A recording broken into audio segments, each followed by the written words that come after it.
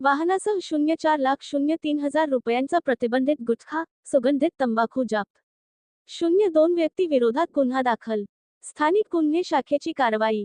याबाबत थोडक्यात हकीकत अशी की पोलीस अधीक्षक श्री सोमय मुंडे, अपर पोलीस अधीक्षक डॉक्टर अजय देवरे यांचे मार्गदर्शनात संपूर्ण लातूर जिल्ह्यात अवैध धंद्यावर कठोर कारवाईची मोहीम राबवित येत आहे.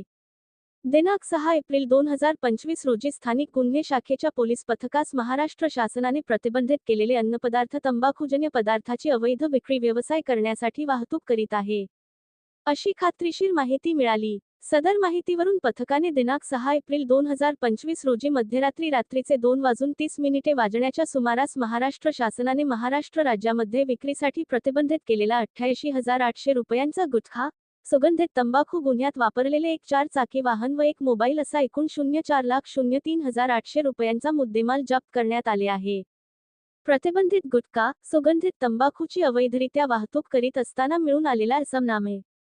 1. अभिलाष गुरुनाथ गीते वय 19 वर्ष, राहणार पशुपतीनाथ नगर, लातूर. 2. मुकेश लहाने, फरार, यांचे विरुद्ध पोलीस ठाणे गांधी चौक येथे गुन्हा दाखल करण्यात आला असून फरार आरोपी मुकेश लहाने यांचा शोध सुरू असून गुन्ह्याचा पुढील तपास MIDCचे पोलीस उपनिरीक्षक प्रशांतसिंग राजपूत, पोलीस अंमलदार दत्तनगिरे करीत आहेत. सदरची कारवाई पोलीस अधीक्षक सोमय मुंडे, अपर पोलीस अधीक्षक डॉक्टर अजय देवरे यांचे मार्गदर्शनात, स्थानिक गुन्हे शाखेचे पोलीस निरीक्षक संजीवन मिरकले यांच्या नेतृत्वात पोलीस अंमलदार साहेबराव हाके, रियाज सौदागर, मनोज खोसे, अर्जुन राजपूत, राहुल कांबळे, प्रदीप चोपणे यांनी केली आहे.